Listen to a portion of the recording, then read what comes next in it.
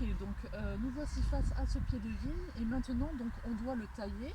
Alors voilà, comment est-ce qu'on s'y prend? Comment sait-on quelle baguette tailler? Qu'est-ce qui sera fructifère cette année? Qu'est-ce qui sera fructifère l'année suivante? Comment est-ce qu'on distingue tout ça? Alors, pour tailler la vigne, il va falloir, pour avoir des branches fructifères, avec des bourgeons fructifères, il faut toujours prendre des tiges qui ont poussé, des branches qui ont poussé sur les astes de l'année précédente. Parce que sur cette tige de l'année dernière, il y avait un bourgeon, et ce bourgeon a donné cette tige. Et pendant la saison dernière, cette tige a aussi produit des bourgeons. Et dans ces bourgeons, il y a les promesses de fruits pour l'année prochaine, pour la saison à venir. Si on regarde de l'autre côté du pied, ici, nous avons une branche qui a poussé directement sur le vieux bois. Oui, oui. Celle-ci, elle a poussé cette année, elle est neuve de cette année. Ouais. On n'est pas sûr du tout que dans les bourgeons, il y ait des promesses de grappes. Donc cette tige, elle est très intéressante parce qu'elle va nous permettre au moment de la taille de préparer la saison prochaine, c'est-à-dire non pas la récolte de 2020 mais Oui. la récolte de 2021. D'accord. Donc on retourne sur l'autre côté du pied. On va donc choisir une branche qui a poussé sur du bois de l'année dernière pour faire notre taille. On va choisir aussi une branche qui nous rapproche au maximum du centre du pied et puis qui soit le mieux possible dans l'axe du palissage, de manière à ce que la branche pousse tranquillement, les tiges poussent tranquillement. Il faut penser qu'elles sont très fragiles quand elles sortent. Quand elles sortent, le bois est très tendre, enfin les tiges vertes sont très, très fragiles. Et on passe avec des tracteurs pour entretenir le sol. Donc il faut vraiment qu'on soit le plus dans l'axe possible. Et puis le plus droit possible. Il faut faire très attention, lorsque l'on va tailler, à prévoir que la plante va cicatriser le lieu de la taille.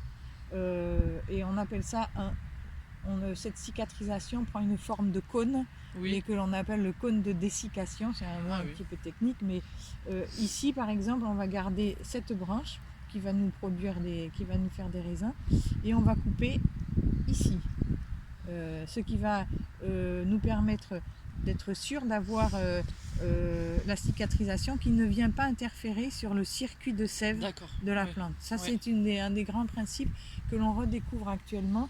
L'importance de penser à laisser libre les circuits de sève à l'intérieur de la plante, de façon à ce que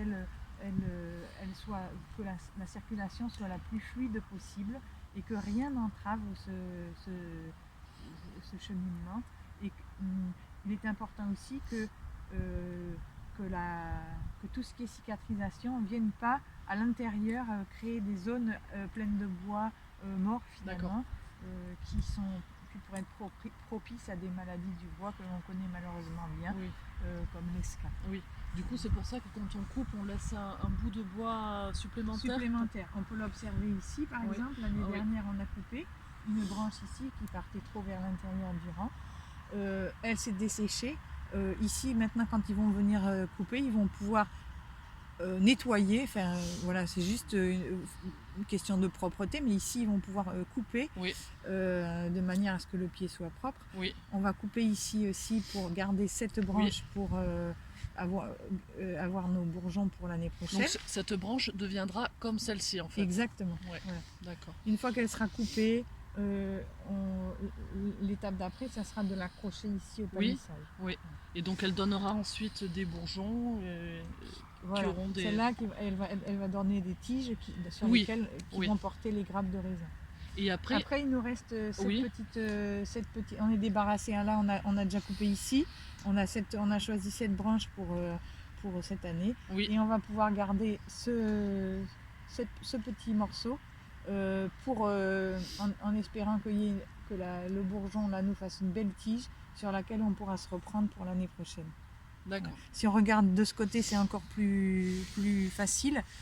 de voir que cette petite branche là, on va pouvoir la couper ici et on a un petit bourgeon qui va nous donner une tige qui pourra servir l'année prochaine. D'accord. Donc c'est la pour promesse. la récolte, c'est la promesse pour dans 2 ans. D'accord. Et pour cette année, on essaye normalement de se prendre le plus près possible du pied, mais vous voyez le premier bourgeon, la première branche, elle part pas dans le bon sens.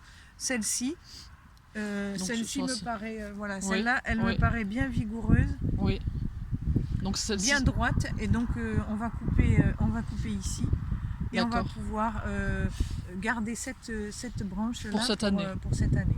Et donc celle-ci on la coupera aussi parce qu'on aura celle-là qui sera les promesses des bourgeons. Voilà, celle-là elle est en trop aussi. D'accord. Voilà. Ok. Et maintenant si vous voulez on peut aller voir les tailleurs.